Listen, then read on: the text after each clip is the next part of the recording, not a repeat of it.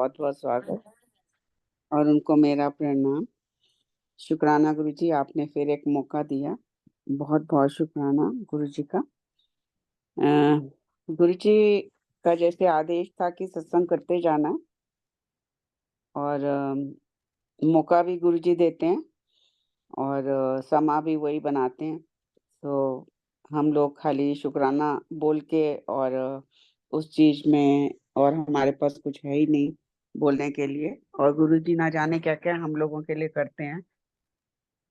सो शुक्राना गुरुजी कि आपका बार-बार कहना कि मेरा सत्संग करते जाना, तो सत्संग भी आपका और दिया भी आपने और इस लायक समझा अपने पास बिठाने का और मेरे पास शुक्राना के अलावा कोई शब्द नहीं है।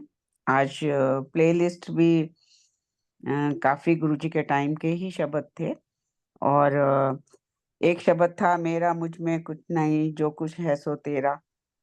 तो वो शब्द तो सेम था गुरुजी के वक़्त का, पर राग ही थोड़ा-सा आंटी एक बार चेक कर लेना, तो उसका मीनिंग बहुत ही डिफरेंट हो जाता है। सो गुरुजी ने जैसा कि बोला था कि मैं पर्टिकुलर शब्द के लिए पर्टिकुलर रागी सेलेक्ट किया है। गुरुजी बहुत मेहनत की है, गुरुजी ने इन चीज़ों पे और उसमें अपनी हीलिंग पावर डाल के गए हैं। तो हम लोग टू मेक श्योर वैसे क्योंकि हम सबको पता ही कुछ नहीं है, बट गुरुजी के जो वक़्त है वो शायद जो गुरुजी ने बोला कि सत्संग करते जाना, शायद नहीं 100% क्योंकि गुरुजी ही बुलवाते हैं। जब गुरुजी ने शेयरिंग के लिए बोला तो मुझे कि तूने सत्संग करना है, तो मैंने गुरुजी को बोला कि गुरुजी मुझे नहीं करना आता। देन गुरुजी सेड कि मुँह चलाना बाकी मैं बुलवाऊँगा। सो आई ऑलवेज़ फील कि वो गुरुजी की ही लीला है। गुरुजी कराने वाले सब कुछ जो चीज़ वो खुद बोल गए हैं। तो उसमें हम थोड़ा-सा और अ, टाइम देंगे जैसा कि गुरुजी ने बहुत वक़्त लगाया शब्दों के सिलेक्शन में और एक शब्द को बहुत रागियों ने गाया। बट गुरुजी का उस शब्द के लिए एक पर्टिकुलर रागी को चुनना मीन्स अ लॉट। तो क्योंकि उसमें हीलिंग पावर्स गुरुजी ने 1:1 शेयरिंग की थी कि उसमें मैं हीलिंग पावर डाल के हीलिंग पावर डाली। सो गुरुजी ने शब्दों में हीलिंग डाली है, तो it works like a healer. So Guruji ने एक चीज़ और बोली थी, ਤੁਸੀਂ ਕੰਜਣਾ ਨੂੰ ਪਤਾ ਹੀ ਨਹੀਂ ਕਿੰਨੀ ਬਿਮਾਰੀਆਂ ਲੈ ਫਿਰੇ ਟੁਰਨੇ ਹੋ। तो गुरुजी अ, को सब पता था कि हम लोगों के शरीर में कितनी बीमारियां हैं। इसी के ऊपर एक सत्संग गुरुजी ने याद कराया, गुरुजी बुलवा रहे हैं। तो जब मैं गुरुजी के पास जाती थी तो मेरे पास मैं काफ़ी बीमार थी और इतनी बीमार थी कि मैं literally on bed in 40s में और पर गुरुजी के पास जाते थे, वहाँ पता नहीं क्या हो जाता था, एक अलग-सी एनर्जी आती थी और हम लोग वहाँ बैठ के गुरुजी के सामने उठने का मन ही नहीं करता था। गुरुजी रात-रात को भेजा करते थे, आधी रात को, कभी सुबह, कभी 3:30 बजे और ठंड का मौसम था और इतनी फॉग थी और उस साल फॉग भी इतनी ज़बरदस्त पड़ी थी कि आपको कार से कार के आगे बिल्कुल आप बोनट भी नहीं दिखता था। आप इतनी थिक फॉग थी। तो उन दिनों जो डीएलएफ है 2002 में बिल्कुल ही सुनसान हुआ करता था। वहाँ बहुत ज़्यादा हाई राइज़ बिल्डिंग्स और बसा नहीं था डीएलएफ और स्पेशली डीएलएफ फेज़ 4 सबसे पहले 2 बसा, फिर 1 बसा, 1 एंड 2 टुगेदर एंड फिर 4 तो हमको लाइक अपने घर पहुँच जाना एम्पायर स्टेट से वहाँ तक itself it was a big miracle. तो एक दिन 30-40 दिन हो गए थे, तो हम दोनों हस्बैंड वाइफ ना हम सोते थे, क्योंकि लेट ही आते थे और पता नहीं कौन-सी दुनिया में होते थे और जबकि हम बीमार थे दोनों ही। और एक दिन यही कि ना तो हम सोते हैं ठीक से और हम बिल्कुल फ्रेश फ़ील कर रहे हैं कि ये क्या है? हम दोनों के मुंह से यही निकला। और सबसे बड़ी बात कि इस लाइक आधी रात को 2:30 बजे, 3 बजे, 3:30 बजे हम घर कैसे पहुंचते हैं इतनी थिक फॉग के अंदर। तो ये चीज हम अपने घर में बोल रहे हैं और इकट्ठे दोनों के मुंह से एक ही बात निकलती है, मेरे हस्बैंड और मेरे मुंह से। और गुरुजी वहाँ एम्पायर स्टेट में बैठे हैं और नेक्स्ट डे गुरुजी बुलाकर कहते हैं कि तुसी लोगों ਨੂੰ मैं घर तक छड़ के आना वा। सो वो तो जानी जान सब कुछ जानते थे और जानते हैं टिल टुडे। और वो तो एक ईश्वर धरती पर आए और हम सबको ब्लेस करके गए। तो जैसे मैंने बताया मैं बहुत बीमार थी और मेरे बहुत थिक क्लॉट्स निकलते थे थ्रू माय नोज़, क्योंकि मैं बाहर रहती थी, इंडिया आए तो मुझे साइनस की प्रॉब्लम हो जाती थी जब भी मैं हॉलिडेज़ में आती थी। और होते-होते वो बहुत बिगड़ जाता था। पर उस टाइम जब मैं वापस चली जाती थी तो तब ठीक हो जाता था। जब हम हमेशा के लिए इंडिया आ गए तो मेरा साइनस इतना बिगड़ गया कि उसमें क्लॉट्स बनने लग गए। अब वो क्लॉट्स क्या थे नहीं मालूम, ये गुरुजी को ही मालूम होगा। तो क्योंकि मेरे हस्बैंड बहुत परेशान आ गए थे कि हम हर एक डॉक्टर को जगह-जगह हम भटकते थे और कोई ऐसा पैथी हमने नहीं छोड़ी थी, एलोपैथी, होम्योपैथी, आयुर्वेद, कुछ भी जहाँ भी कोई कुछ बोलता स्पेशलिस्ट वहाँ पहुँच जाते थे और मैं स्टेरॉइड्स पे थी। तो मेरे हस्बैंड बहुत परेशान थे और फर्स्ट टाइम गुरुजी को लेके जैसे ही हम गुरुजी के पास गए तो गुरुजी ने बहुत ब्लेसिंग्स दी और बहुत प्यार किया। और फिर मेरे हस्बैंड ने बोला कि गुरुजी आप मेरी वाइफ का जुकाम ठीक कर दो। देन गुरुजी सेड कि मंगी भी की छोटी जई चीज, जबकि वो जुकाम नहीं था। उनके वचनों से भी और अ, वो एक क्लॉट फॉर्मेशन होती थी, हरे नीले लाल रंग के क्लॉट्स निकलते थ्रू माय नोज। तो और जब वो फँस जाता था और बड़ा थिक होता था, बड़ा-सा होता था और जब वो निकलने में भी बहुत प्रॉब्लम होती थी, उसको बाहर आने में। और बेसिन में जब वो आता था तो उसको एक मैंने स्टिक रखी हुई थी, उससे मैं उसके अंदर डालना पड़ता था बेसिन के अंदर, इतना थिक होता था वो, हार्ड और थिक होता था। तो वो इतना पेनफुल हॉरिबल एक्सपीरियंस होता था कि मेरे पास वर्ड्स नहीं है उसके लिए। और मैं साँस नहीं ले पाती थी। साँस मैं थ्रू नोज़ तो ले ही नहीं पाती थी और बाय माउथ लेती थी। और वो भी जब मैं गुरुजी के पास आती थी तो मैं एंटी एलर्जीज़ और स्टेरॉइड्स पे थी। तो गुरुजी के पास मैं बैठी थी और जब हम उस दिन हम कहीं डॉक्टर को दिखाने गए थे एक दिन। जनरली हम बहुत जल्दी पहुँच जाया करते थे गुरुजी के पास, क्योंकि मुझे गुरुजी को कैबिनेट पे बैठे देखना होता था। तो तब हम लेट हो गए, वो सब गुरुजी ही क्रिएट करते थे। वहाँ का बैठना, उठना, वो सब गुरुजी के हाथ में था। तो हमको ऊपर नीचे हॉल पूरा भर गया था, ऊपर जगह मिली, हम लोग वहाँ बैठ गए। तो लंगर शुरू हो गया और जब ऊपर वालों का नंबर आया तो मैं बिल्कुल उस दिन इतने मेरे बुरे हाल थे कि मैं साँस नहीं ले पा रही थी बिल्कुल ही। और मैंने 3 लेयर्स वूलन पहने हुए थे और ओवरकोट पहन के आती थी। और उसमें एक में फ्रेश टिश्यूज़ रख के, सॉफ्ट टिश्यू, और दूसरे में यूज़्ड डालती रहती थी। तो ये वहाँ की सारी संगत देखती थी कि मैं इतनी ज़्यादा मेरी हालत थी। तो उस दिन हम लोग ऊपर थे और लंगर का पता चला, नीचे आवाज़ आई तो मैं बहुत खुश हुई कि मैंने कहा गुरुजी आज मुझे बहुत ज़रूरत है, सख्त ज़रूरत है आपकी। और मैंने बिल्कुल आपके साथ लंगर की जगह मिल जाए मुझे। पता नहीं क्या हुआ कि we were the last people. वो कैसे हुआ मुझे आज भी नहीं समझ आता, जबकि हमारी कोशिश ये थी कि हम नीचे जल्दी आएँ और गुरुजी के बिल्कुल साथ ही बैठ के लंगर करने का मौका मिले। तो मैं बड़ी डिसअपॉइंट हो गई सीढ़ियों से नीचे आते हुए कि I am the last. But गुरुजी तो गुरुजी महाराज हैं, वो आपकी हर बात समझते हैं और कब किसका कैसे कल्याण करना है, उनको मालूम होता है। तो एकदम आवाज़ दी कि इत्थे आ जाओ दोनों। तो गुरुजी के बिल्कुल लेफ्ट में जैसे 2 सीटें लंगर की रखी हुई थी। हम जाके वहाँ बैठ गए, दीवार के साथ मैं बैठी और गुरुजी की तरफ मेरा फेस था। ये भी नहीं कि पीठ थी, फेस था, ऐसी वाली जगह मिली हमको। और मेरे को साँस नहीं आ रही थी और मेरी बॉडी ज़ोर-ज़ोर से हिल रही थी, साँस लेने में इतनी मुश्किल हो रही थी।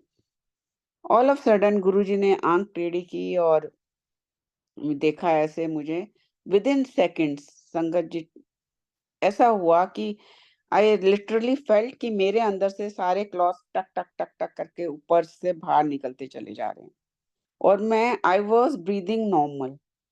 तो मेरा मन किया कि मैं खड़ी हूँ और गुरुजी के चरणों को पकड़ के और बस उनको छोड़ो ही ना, कि I was so relieved. But उसी समय गुरुजी अपने सिंहासन से उठे और जनरली जब लंगर हो रहा होता था, संगत बैठी होती थी, गुरुजी उनको लंगर करा के तब अंदर, जब पूरी संगत लंगर कर लेती थी, तब अंदर जाते थे। तो गुरुजी एकदम टक-टक करके अंदर चले गए। नेक्स्ट डे व्हेन आई केम, तो या सेम डे होगा जब गुरुजी वापस आए, देन गुरुजी सेड कि भाटिया आंटी, मैंने तेरे को 80% ठीक कर दिया, बाकी 20% तू तपस्या और अ, उससे विश्वास से, तपस्या और विश्वास से तू ठीक होगी। तो मैं तो इतनी खुश हुई कि 80% इट वाज़ लाइक अ जन्नत फॉर मी। सो और मैं जो 100 150 टिश्यू दिन के यूज़ करती थी, वो मेरे 20-25 पे आ गए। गुरुजी कुछ टाइम बाद मनुष्य रूप छोड़ गए 2007 में। तो एक दिन मैं मैंगलोर में थी और मैं अपना स्टॉक लेके गई थी। मुझे एक्स्ट्रा टिश्यूज़ की ज़रूरत पड़ती थी, संगत जी, तो वहाँ पर मैंने मेरे पास जब काफ़ी दिन मुझे रुकना पड़ा मेरी बेटी के एग्ज़ाम्स से, तो मैंने कहा वहाँ बॉक्स मिल जाएँगे मुझे एक्स्ट्रा सॉफ्ट टिश्यूज़ के। जब मैं वहाँ मार्केट में पता करने गई तो वहाँ कहीं नहीं मिल रहे थे। तो मैं थोड़ी-सी परेशान हो गई कि अब कैसे होगा? तो रात को गुरुजी मुझे दर्शन देते हैं और गुरुजी मेरे हाथ में कुछ दे रहे हैं। मुझे कहते हैं मुट्ठी खोल, तो जैसे गुरुजी कुछ मेरे हाथ में रखना चाहते हैं और मेरे हाथ में एज़ यूजुअल एक टिश्यू था। तो गुरुजी कहते हैं, "ए की चुक्की फिरनी है, ਚੱਲ ਇਹਨੂੰ ਚੁੱਕ ਕੇ खिड़की तो बाहर ਸੁੱਟ ਦੇ।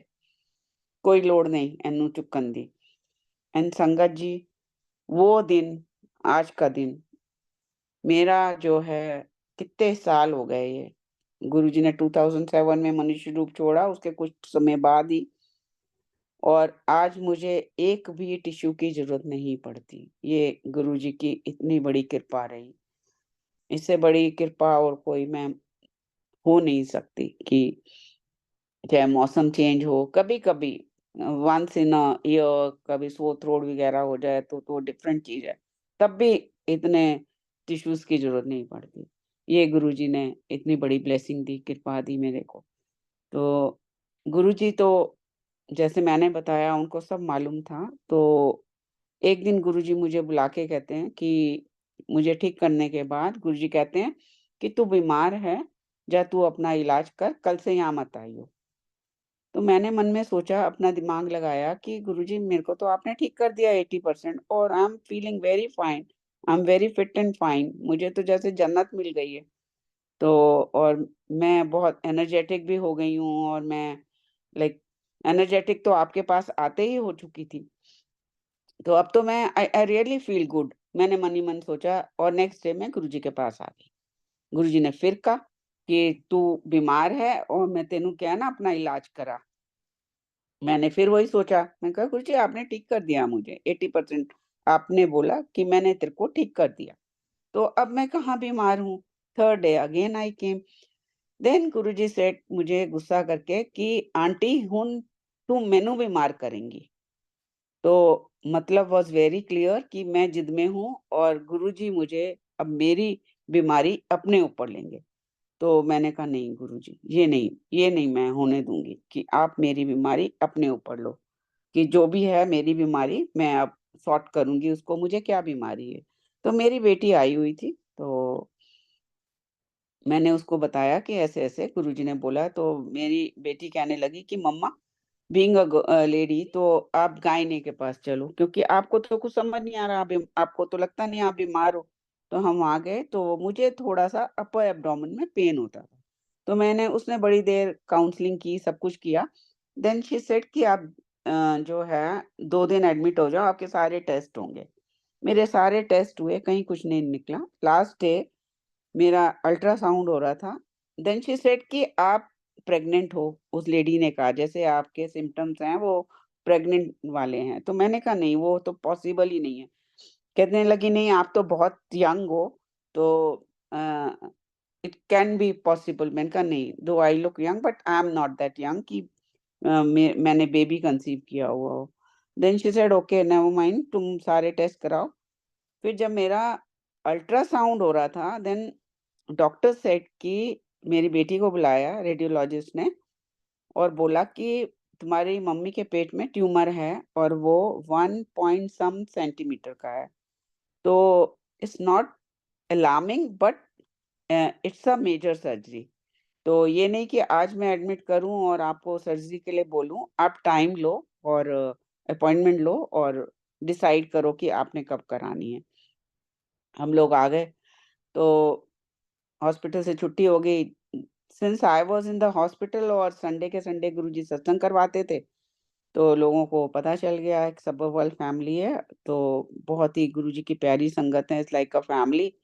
तो वो आंटी सीनियर सब्बरवाल आंटी आई, तो उन्होंने बोला क्या उषा क्या निकला? मैंने बताया, तो बोले कि इसको बिल्कुल भी तुम लाइटली मत लेना। मेरी कोई उन्होंने एक बताया कि कोई रिश्तेदार की या कजिन की किसी की ये प्रॉब्लम थी, तो उन्होंने उसको लाइटली लिया और वो अंदर फट गया और उसकी डेथ हो गई। तो उन्होंने बहुत डरा दिया और मिस्टर सब्बरवाल सीनियर सब्बरवाल ने बोला कि चलो आप कल गुरुजी के और गुरुजी को बताओ कि ये निकला है। तो मैंने कहा नहीं, गुरुजी ने मुझे मना किया। तो उन्होंने बोला गुरुजी ने आपको ये बोला है कि अपना इलाज कराओ, तो तुमने करा लिया, अपना होमवर्क कर लिया। पर मैं कन्विंस नहीं थी, बट वो मुझे 6 बजे ही पहुँच गए कि हम तुमको लेकर चल रहे हैं और गुरुजी कैबिनेट पे होंगे, उनसे बात करना। और मैंने मन में ठान रखा था कि मैं गुरुजी से बात नहीं करूँगी अपने से, जब तक कि गुरुजी नहीं बुलाएँगे। गुरुजी कैबिनेट पे थे, गुरुजी 2-3 बार उठे, अ, नीचे उतरे, फिर रूम में जाने की बजाय फिर बैठ गए, थोड़ी देर बाद फिर उतरे और वो मुझे इशारा करते रहे कि तुम उनसे बात करो। तो अब बहुत अच्छा मौका है क्योंकि उस समय संगत बहुत कम होती थी, जब गुरुजी कैबिनेट पे बैठे होते थे। तो गुरुजी रूम में चले गए थर्ड टाइम और सब्बरवाल अंकल आंटी अपना माथा ऐसे करने लगे कि तुमने बात क्यों नहीं की? रूम में जाके गुरुजी वापस बाहर आए, रूम का दरवाजा खोला और फिर पलट के वापस आए, तब तक संगत सारी खड़ी हो जाती थी, जब गुरुजी रूम में जाते थे। हम सब खड़े थे, गुरुजी चल के मेरे पास आए और बोला कि की निकलिया, ट्यूमर निकलिया? मैंने कहा हाँ जी गुरुजी। फिर की करना? तो मैंने कहा गुरुजी डॉक्टर सर्जरी बोल रहा है। तो वो जो डॉक्टर थी, मेरी बेटी उससे ज़्यादा इम्प्रेस नहीं थी क्योंकि शी सेड कि she is in deep severe depression, क्योंकि उसने अपनी कुछ स्टोरी बताई थी। तो उसने कहा मम्मा इससे सर्जरी नहीं कराएँगे, सेकंड ओपिनियन लेंगे और फिर सर्जरी कराएँगे किसी और डॉक्टर से। तो डॉक्टर कहने फिर कित्थे करानी? तो उस समय वहाँ पे खाली गुड़गाँव में प्राइवेट हॉस्पिटल हुआ करता था। ये आर्टेमिस एंड ऑल तो सब, मेदांता एंड ऑल सब बाद में आए हैं। एक प्राइवेट हॉस्पिटल था, तो गुरुजी कहते जिथे टेस्ट कराया उत्थे कराना है। तो फिर मैंने एकदम मुझे वो डॉक्टर दिमाग में आ गई, पर मुझे ये भी था कि गुरुजी हैं, मेरी बेटी ने भी बोला जब गुरुजी हैं तो कोई डरने की भी बात नहीं है, गुरुजी जहाँ बोलेंगे वहीं कराएँगे। देन गुरुजी सेड तो अपोलो चले जाओ। अपोलो है फरीदाबाद के बॉर्डर पे और हम रहते हैं गुड़गाँव। तो मैंने कहा इतनी दूर? कहते अच्छा दूर पएगा। तो अपने आप ही गुरुजी क्वेश्चन अपने आप ही आंसर। तो गुरुजी कहते हैं ऐदा कर तू चंडीगढ़ चली जा, उत्थे जाके सर्जरी करा ले। संगत जी अपोलो दूर पड़ेगा पर चंडीगढ़ चली जा, ये गुरुजी ने बोला। तो आप सोचो कि लाइक पर जैसा गुरुजी ने बोला और हम लोग वहाँ और 1 हफ्ते बाद शिवरात्रि थी और मैं गुरुजी को अरदास करती चली जा रही थी कि गुरुजी, मैंने कहा गुरुजी मैं शिवरात्रि के बाद करा लूँ? तो गुरुजी कहते हैं ना, हुने ही करानी है, फटाफट करानी है, 2 दिन में तैयारी करो निकल जाना।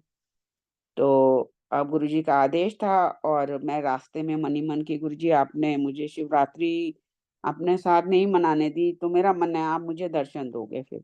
मुझे शिवरात्रि आपके साथ मनानी थी। कहते-कहते मैं रास्ते में जा रही हूँ, 2 दिन बाद वहाँ से हम निकले वहाँ पर, क्योंकि पहले फ़ोन-वोन किया, सब कुछ किया, फिर वहाँ पहुँचे तो उन्होंने मुझे एडमिट किया 1 दिन पहले। और गुरुजी ने मुझे बोला था कि तेरी 2 सर्जरीज़ हुई। एक नोज़ की मेरी बोन काफ़ी बड़ी हुई थी और उससे साँस नहीं आती थी मुझे। तो बोन ग्राफ्टिंग की थी और उसका था, दोनों सर्जरी करा ली। मैंने कहा ठीक है गुरुजी। पहले हमने दोनों डॉक्टर्स को मिले, फिर उसके बाद पहले उन्होंने डिसाइड किया कि पहले ट्यूमर वाली करेंगे, फिर नोज़ वाली करेंगे। तो फिर ऐसे करते हुए 3-4 दिन निकल गए और जिस दिन मेरी सर्जरी हुई, वो शिवरात्रि से 2 दिन पहले थी। तो मेरे according to my reports surgery जो है 2.5 से 3 घंटे का टाइम लगना था और जब मुझे उस हिसाब से एनेस्थीसिया दिया गया और सर्जरी जब हुई तो वो 6 घंटे तक चली। तो गुरुजी ने मुझे वहाँ क्यों भेजा? क्योंकि जो एनेस्थेटिक था वो गुरुजी का भक्त था। तो वो खुद हैरान हुआ कि ये कैसे पॉसिबल है कि 2.5 घंटे का एनेस्थीसिया दिया हुआ सर्जरी 6 घंटे तक लास्ट करी, क्योंकि मेरा जो केसेस थे बच्चों के वो बहुत खराब थे और उसमें जो है सेकंड डिलीवरी में मेरे अंदर के स्टिचेस टूट गए थे, तो उनको जल्दी-जल्दी उन्होंने उस समय सिला था तो वो लम्प्स पड़े हुए थे, तो वो भी काटने पड़े और ट्यूमर निकला 2.5 किलो का और इसके लिए भी सर्जरी को इतना टाइम लगा।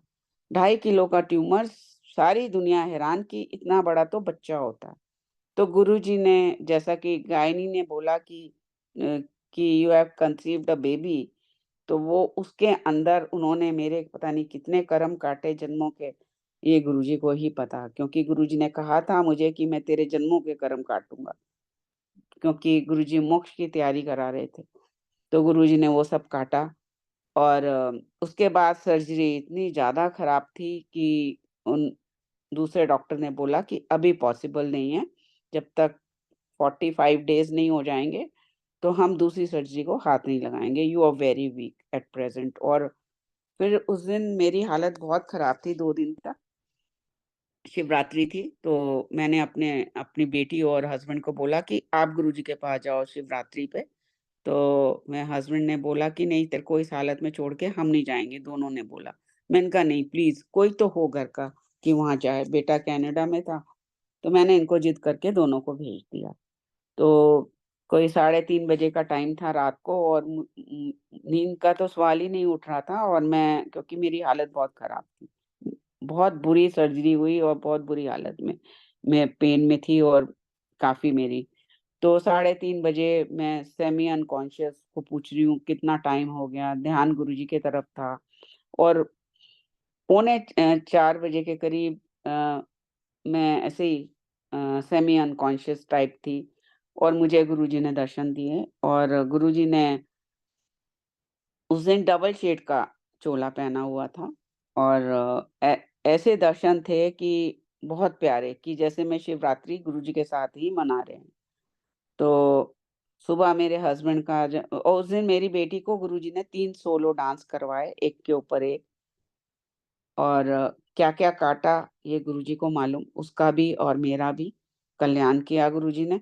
फिर जब मेरे हस्बैंड का फ़ोन आया, तो उन दिनों मोबाइल तो इतने हाथ में होते नहीं थे। नर्स ने फ़ोन पकड़ाया तो मैंने बु पूछा कि गुरुजी ने ये कलर का चोला पहना हुआ था। मेरे हस्बैंड ने हैरान कि तुझे कैसे पता? तो मैंने बताया कि ऐसे-ऐसे और गुरुजी ने वही कलर का वहाँ पर चोला पहना हुआ था। तो संगत जी, गुरुजी कुछ भी कर सकते हैं, मतलब है कुछ भी। फिर क्या होता है कि मेरी दूसरी सर्जरी होनी थी तो मैं वापस आ गई और क्योंकि उसको टाइम लगना था, ये गुरुजी ने भी बोला कि ठीक है, डॉक्टर ने बोला है तो उस हिसाब से भी चलना है। तो जब मेरी सर्जरी का टाइम आया तो उससे पहले हमारे घर के सामने कश्मीरी लोग शिफ्ट हुए, तो मेरा श्रीनगर जाने का बहुत ही मन था। मेरे को कश्मीर देखना था और लाइक कि मेरी वो तमन्ना पूरी नहीं हो रही थी और उस समय वहाँ पे राइट्स थे श्रीनगर में। तो वो आंटी आते हैं हमारे घर में और मैं ऑफ़िस में बैठी होती हूँ और आंटी बोलते हैं कि मैं यहाँ पर शिफ्ट हुए हैं और देखो मैं पता नहीं यहाँ मैं क्यों चल के आई हूँ, तो आप क्या करते हो शाम को? तो मैंने बताया ऐसे-ऐसे गुरुजी हैं, हम गुरुजी के पास जाते हैं। तो बोली कि मुझे भी ले चलो। मैंने कहा हाँ ज़रूर, मुझे तो आदेश है ले जाने का तो आप चलो। तो उन्होंने फिर ये बताया कि वो श्रीनगर से हैं, तो मैंने कहा मेरी बड़ा मन है श्रीनगर जाने की। तो वो कहते चलो श्रीनगर, तब मई जून था का टाइम था, तो तुम चलो। तो मैंने कहा चलो वहाँ तो बहुत ट्रबल है। तो कहती है नहीं मैं तो वहाँ की रहने वाली हूँ और मैं तो हर साल जाती हूँ, मेरा घर भी है और तो मुझे वहाँ की भाषा-वाषा सब आती है, तो मैं तो बोर्न एंड ब्रॉट अप वहीं की हूँ, तो मुझे इतना सब जान-पहचान है, तो मैं आप लोगों को भी बाय रोड चलना, फर्स्ट टाइम जा रहे हो तो घूमते-फिरते हुए जाएँगे और मैं सब कुछ दिखाऊँगी आपको। तो मेरा मन बड़ा वो हो गया कि भई आंटी के साथ जाएँगे और कोई डरने वाली बात ही नहीं है, आंटी वहाँ की हैं। तो मैंने अपने हस्बैंड को बोला कि ऐसे-ऐसे एक आंटी सामने वाली कोठी में आए हैं और वो श्रीनगर की हैं और कह रहे हैं श्रीनगर का प्रोग्राम बना रहे हैं, हम इकट्ठे चलते हैं। तो मेरे हस्बैंड कहते हैं, "वहाँ बम खाने जाना है?" तो मेरी बेटी भी थी वहाँ पे, मैंने बेटी को बोला कि देख ऐसे-ऐसे, तो वो भी बोला, "mama it's not that safe, please, अभी कोई सेफ्टी नहीं है, तो वहाँ जाने का नाम भी मत लो।" तो बात खत्म हो गई। तो जब मेरी सर्जरी थी और मुझे नेक्स्ट डे चंडीगढ़ जाना था, तो मैंने लाइन में लगी हुई थी गुरुजी से आज्ञा लेने के लिए। तो मेरे से 2 नंबर पहले तीसरे नंबर पे एक मदान आंटी हैं और वो खड़े थे और उन्होंने बोला कि गुरुजी हम कल श्रीनगर जा रहे हैं। तो उन्होंने बोला कि क्यों बम खान जाने हैं तुसी? तो मेरे हस्बैंड बड़े खुश कि भई ये देखो ये भी श्रीनगर की बात कर रही थी और अब गुरुजी उसको गुस्सा कर रहे हैं, बम खाने जाने होते, कितनी प्रॉब्लम हैगी। तो उसने कहा गुरुजी मैंने तो बाई एयर टिकटें करा ली हैं, अब तो थोड़ा-थोड़ा टूरिस्ट जाने लग गया। कहंदे लै मैनू पुछ के क्या कराइयां तू टिकटां? ना कोई लोड़ नहीं जान दी, चलो बम पड़नगे। तो और जब मेरा नंबर आया तो मैंने गुरुजी को बोला गुरुजी फिर गुरुजी खुद ही बोले कल चंडीगढ़ चले? मैं कहा हाँ जी गुरुजी। फिर सर्जरी हैगी? मैं कहा हाँ जी गुरुजी। तो गुरुजी ने पॉज़ लिया और कहा कि ऐदा कर तू पहले सर्जरी तो पहले घूम आ। मैं कहा गुरुजी घूम आऊँ? किसके साथ? कहंदे ले भाटिया अंकल ना और किहदे नाल? तो जा हनीमून मना के आ। मैंने कहा गुरुजी मेरी सर्जरी है, अभी एक सर्जरी होके हटी है और आप कह रहे हो जा घूम के आ। तो मैंने कहा अच्छा गुरुजी मैं कहाँ जाऊँ? तो कहंदे ले जा तू जम्मू कश्मीर, श्रीनगर घूमिया तेरी इच्छा है उत्थे जान दी। मैं बड़ी हैरान कि कुछ सेकंड पहले गुरुजी उसको मना कर रहे हैं कि बम खान जाना और मेरे हस्बैंड बहुत खुश हो रहे हैं और मुझे कह रहे हैं कि उत्थे जा। तो फिर कहंदे ले पाटिया लेके जा इन्हां नू। तो हम बाहर निकलते हैं, तो अब वो आंटी तो बहुत ही गुस्से में कि भई मैंने कहा कोई आंटी रीज़न होगा जो आपको मना किया। लो सब रीज़न हमारे लिए होते हैं, आपके लिए कुछ नहीं होता। ओ आपकी तो हर चीज़ पूरी होती है, तो आप क्यों नहीं मानोगे गुरुजी को? आप तो बहुत अच्छे से मानोगे। तो मैं ख़ैर चुप रही, मैंने कुछ नहीं बोला। तो हम next day by road Srinagar के लिए निकल गए। तो संगत जी इतना बढ़िया वो ट्रिप था। हम जम्मू गए पहले फिर श्रीनगर और रास्ते में खूब एन्जॉय किया बाय रोड फर्स्ट टाइम, बहुत सीनिक ब्यूटी सब कुछ। आंटी ने जहाँ-जहाँ हमको भेजा, घुमाया और उन्होंने रास्ते में बताया कि जब आप वापस आओगे क्योंकि आंटी ने वहाँ रुक जाना था, क्योंकि वो पूरा डेढ़ 2 महीने लगा के आती थी। तो उन्होंने बोला वापसी पे आप पहलगाम जाना, अभी मत जाओ, अभी सीधा वहीं चलते हैं श्रीनगर। तो उन्होंने जैसे-जैसे हमको गाइड किया हमने वैसे ही किया और फिर जब आंटी को छोड़ा और हम पहलगाम के लिए निकले तो हम थोड़े घबराए हुए थे। खासकर मेरी बेटी की अब आंटी साथ में नहीं है, अगर कोई प्रॉब्लम हो गई तो क्या होगा? तो वही हुआ कि हम वहाँ से निकल रहे हैं और अम, दूसरी साइड से बहुत सारी एम्बुलेंस और पुलिस और आर्मी जा रही है। कारों पे कारें एम्बुलेंस की और बहुत पैनिक हुआ था, एम्बुलेंस की नॉइज़ ये वो, और हम और डरे कि क्या हो रहा है ये भई, इतनी ज़्यादा गाड़ियाँ। तो मेरे हस्बैंड चलाते चले गए, पर फिर हमने उनको बोला कि आप कहीं रुक के किसी आर्मी वाले से पूछो भई हो क्या रहा है? हम उसी रास्ते पे जा रहे हैं और ये तो बहुत पैनिक हो रहा है। तो उन्होंने एकदम बोला कि आप कहाँ से आ रहे हो? हमने बताया, बोले कहाँ जा रहे हो? पहलगाँव। बोले अब तो आप रास्ते में हो बिल्कुल, अब सीधा तुम निकल जाओ पहलगाम, यहाँ पर बॉम्ब ब्लास्ट हुआ है बहुत बड़ा, स्कूल में, और बहुत लोग मारे गए।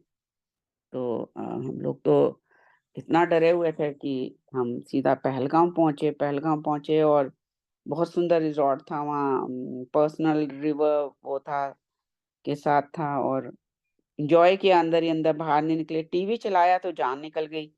खून ही खून, लाशें ही लाशें देख के हम तो बहुत ही घबरा गए। चलो अब जो भी है, 2-3 दिन वहाँ रुक के हम लोग वापस आए। वापस आ रहे हैं तो सिंगल रोड थी वो, और हमारे डीएल नंबर है कार का, और सारी कारें जम्मू एंड कश्मीर की थी, जे-एंड-के की। और बहुत मॉब ने हमको घेर लिया। उनके हाथों में लाठियाँ, पिस्टल, और बड़ी-बड़ी राइफ़ल्स, और ये कि बस अभी उन्होंने हमको मारा तो अभी मारा, और 1 घंटे तक वो हमको घेर के खड़े रहे। पुलिस भी थी, आर्मी भी थी, पर वो अनकंट्रोलेबल थे, क्योंकि आर्मी उनके बच्चों को पकड़ के लेकर गई थी कि इन्होंने ही ब्लास्ट किया है, और वो प्रोटेस्ट में थे कि हम कुछ भी कर देंगे। ऐसी वाली सिचुएशन वहाँ पर थी। अब मेरे हस्बैंड बोले और चल, और गुरुजी को बोल कि मेरे को जम्मू और कश्मीर घूमना है। देख ले कहाँ फँस गए। मेरी बेटी थर-थर काँपे कि ये क्या, और अभी किसी भी मोमेंट कुछ भी हो सकता था। बस मैंने आँख बंद की, गुरुजी को याद किया। मैंने कहा गुरुजी आपने ही भेजा है, और अब मुझे नहीं मालूम यहाँ पर क्या होने वाला है। ट्रस्ट मी संगत जी, विदिन सेकंड्स वो जो मान नहीं रहे थे, और वो हट गए और हमारी कार को जाने दिया, और हम पहुँचे सीधा चंडीगढ़। चंडीगढ़ से हमने डॉक्टर को कॉन्टैक्ट किया, डॉक्टर को दिखाया। डॉक्टर ने टेस्ट किया, डॉक्टर कहता है, "यू आर परफेक्टली ऑलराइट।" काहे की सर्जरी करूँ मैं? कुछ है ही नहीं। सब कुछ ठीक हो गया। It's like a miracle. आप बिल्कुल चंगे भले हो, और आपको सर्जरी की ज़रूरत ही नहीं है।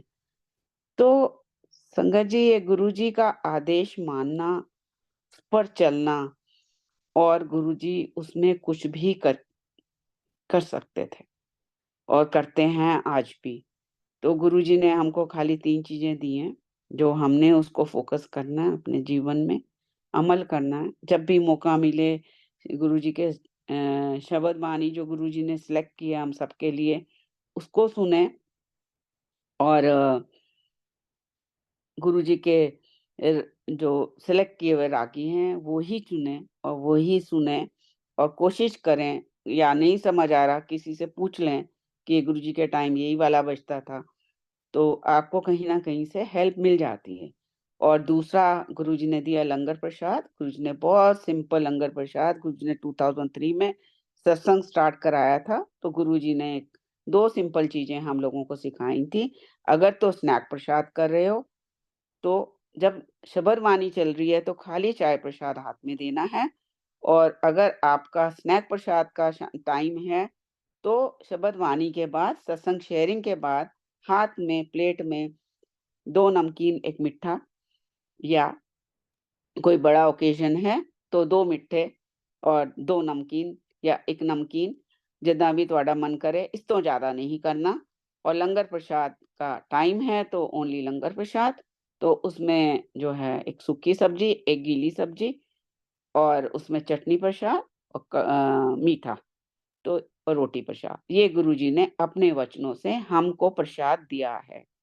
और हम इसको इतना इलैबोरेट कर देते हैं, और फिर कई बुजुर्ग संगत होती है, और अच्छे-अच्छे भी नहीं खा पाते इतना कुछ, तो फिर हम उनको फ़ोर्स करते हैं। पहले हम स्नैक प्रसाद खिला देते हैं, और गुरुबानी को डिस्ट्रैक्ट करते हैं, साथ में बाँटना-बूटना, खाना, पूरे टाइम यही चलता रहता है, उतने में वो शबद वाणी निकल जाती है।